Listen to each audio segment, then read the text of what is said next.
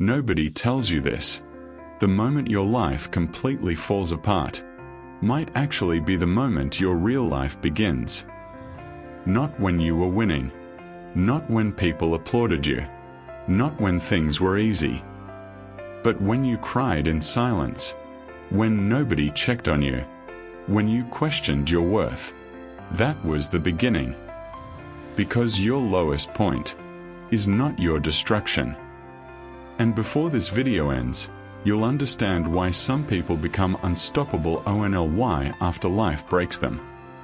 There's a moment in life almost everyone experiences, a moment where everything stops making sense. You wake up tired. You smile less. You stop recognizing yourself. Maybe you lost money. Maybe people abandoned you. Maybe your dreams started dying one by one. And the worst part, nobody can see the war happening inside your mind. Some people watching this are pretending to be okay right now. But deep down, they're exhausted. Not physically, emotionally. Pain changes people, but not in the way most people think. Pain removes illusions. It shows you who truly loves you, who only loved your success, who disappears when you struggle. Rock bottom introduces you to the version of yourself that comfort was hiding. When life becomes uncomfortable, your brain wants escape, distraction, numbing, quitting. But growth never happens in comfort. Diamonds are created under pressure, and so are people. Here's what most people never realize. Your breakdown is often clearing space for your rebirth. A forest fire looks like destruction, but sometimes it's how nature creates new life. Your old mindset had to collapse. Your old habits had to die. Your old identity had to break. Because the next version of you could not be created inside your comfort zone. The pain taught you discipline. The loneliness taught you self-respect. The betrayal taught you discernment. The failure taught you resilience. And one day, you'll realize your suffering was training. But here's the dangerous part. Not everyone transforms. Some people stay broken forever. Because pain can either awaken you or destroy you. Some people become addicted to their sadness, addicted to excuses, addicted to victimhood. And slowly, they become prisoners of the worst moment of their life. But that doesn't have to be your story. Everything changes the moment you decide. This pain will not be wasted. The strongest people you admire, most of them were built through suffering. People become disciplined after heartbreak, focused after failure, spiritual after loss. Your lowest point forces you to meet yourself without distractions. One day, this version of you will disappear. The tired version, the insecure version, the version begging life to be easier. And in its place, someone stronger will emerge. Not because life became easier, but because you became stronger.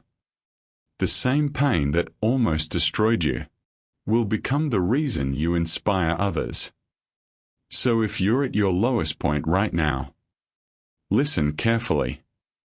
You are not finished. You are not forgotten. You are not failing. Life may be breaking the person you used to be, so the person you're meant to become can finally emerge. Sometimes your greatest victory arrives disguised as your greatest pain. The worst day of your life is the most important day of your life, and by the end of this video, you'll understand why you should stop running from it. Right now, some of you are at the lowest point you've ever been. You've lost something, a relationship, your money, your confidence, maybe your sense of who you are, and everything inside you is screaming that this is the end. But what if I told you that this very moment, this rock bottom you're sitting on, is not your destruction? What if it's your foundation? Stay with me, because what you're about to hear might be the most important thing no one has ever told you. Society has sold you a lie, that life is supposed to be a straight line upward. Graduate. Get the job. Find the person. Build the life. And if you fall, something is wrong with you. Social media reinforces it every single day. Everyone is winning. Everyone is thriving. And there you are, struggling to get out of bed. So you think you're broken. But here's what nobody tells you. Every single person you admire, every person who built something extraordinary, did not start from a place of comfort. They started from a place of collapse. Rock bottom is not a grave. It's a launch pad. And the people who understand this become unstoppable. The people who don't, they spend their whole lives running from the one thing that could set them free. In 1985, Steve Jobs was fired from Apple, the company he built from his garage. He was 30 years old, publicly humiliated, cast out by the people he trusted. He later said he felt like he had been punched in the stomach so hard he couldn't breathe. But here's what happened in that exile. He built next. He bought Pixar. He became a better leader, a better thinker, a better human. And when Apple was dying without him, they brought him back. And he turned it into the most valuable company on the planet. That firing, that lowest point, didn't end Steve Jobs. It created Steve Jobs. But maybe you're thinking, that's Steve Jobs. I'm not Steve Jobs. Fair. So let me tell you about someone you've never heard of. This person didn't become a billionaire. They became something more important. They became free. Free from the fear of falling. Because they'd already fallen. And they survived. I was once, in my early 30s, homeless, bankrupt, with warrants, suspended license, no car, no money, no credit, no job, a college dropout, and my girlfriend had dumped me. I remember being mad at myself for not being able to kill myself or commit a crime. I remember thinking it would be absolutely impossible to dig myself out of the downward spiral I was in. I had nowhere to turn with no family or friends that could or would help me.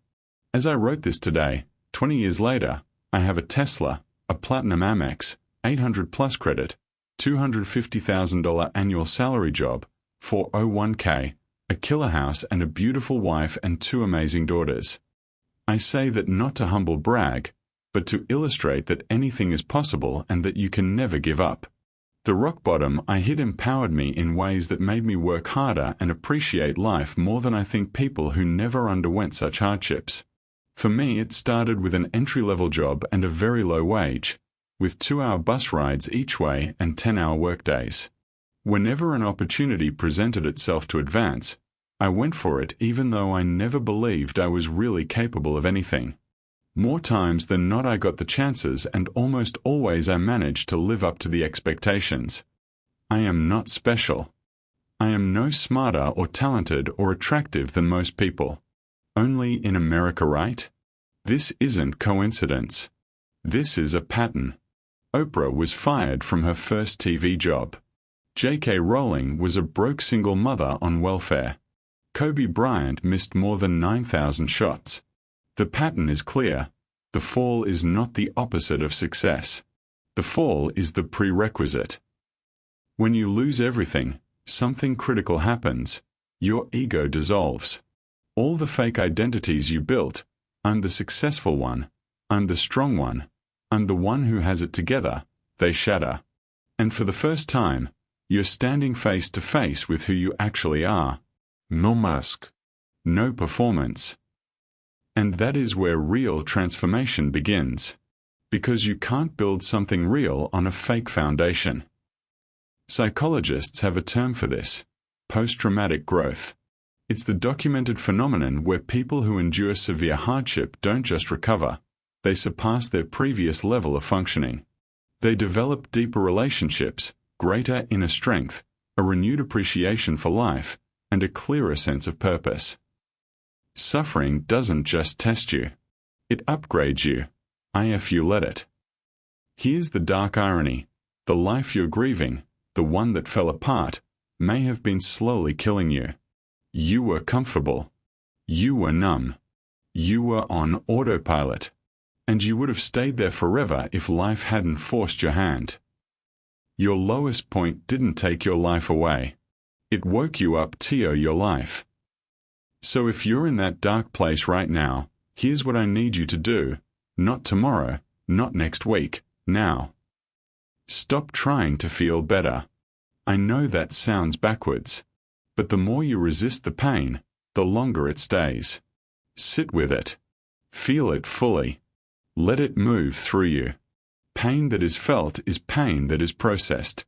Pain that is avoided becomes a prison. Ask yourself, what is this moment trying to teach me? Not why is this happening to me, but what is this happening for? That single shift, from victim to student, changes everything. You don't need to rebuild your entire life today. You need to lay on a brick. One workout. One honest conversation. One page written. One application submitted. One day sober.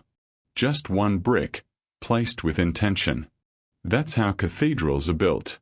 And that's how comebacks begin. Write it down. Journal. Record a voice note. Capture this moment. Because one day, maybe sooner than you think, you're going to look back at this season and it's going to be the most powerful chapter of your story. You'll want to remember where you were, so you never forget how far you came. So here's what I want you to walk away with today. Your lowest point is not your failure. It is your filter. It filters out everything fake friends, fake goals, fake versions of yourself. And what's left, after all the burning, after all the breaking, is something unbreakable. Something real. The diamond doesn't become a diamond in comfort. It becomes a diamond under pressure so intense that it would destroy anything less. You are not being destroyed. You are being forged. And I know right now it doesn't feel like a victory. It feels like defeat. It feels like darkness with no exit. But if you're hearing these words, you're still here. You're still breathing. You're still searching. And that search, that refusal to quit, is the victory. Your lowest point is not the end of your story. It's the plot twist that makes the rest of it worth telling. You're not falling apart. You're falling into place.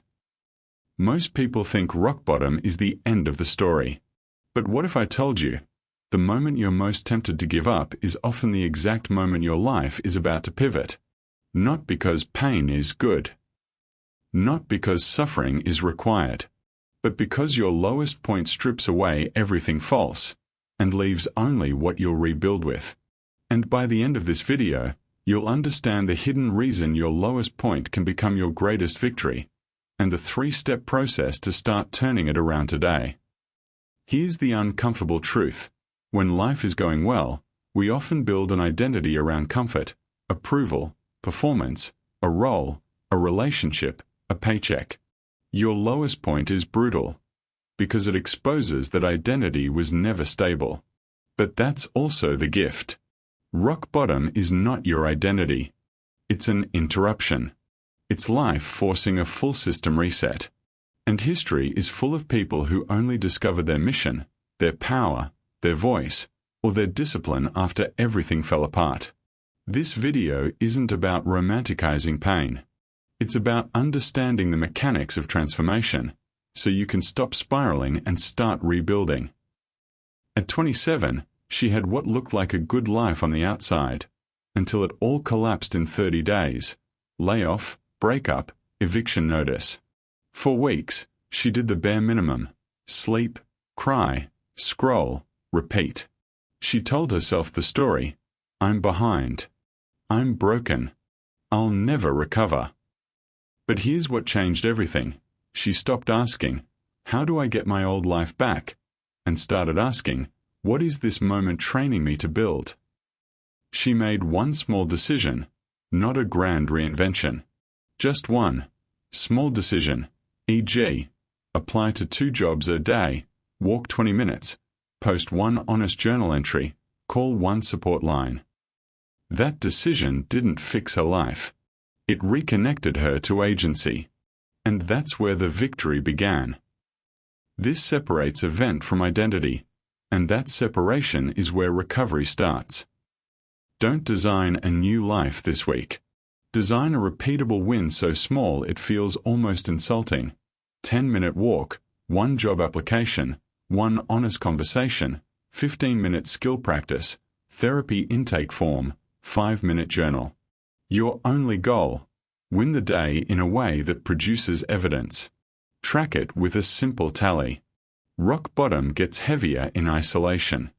Pick ONE support pillar: a therapist, coach, group, 1 trusted friend, a structured program, a daily check-in message, a support subreddit, forum, safe, moderated.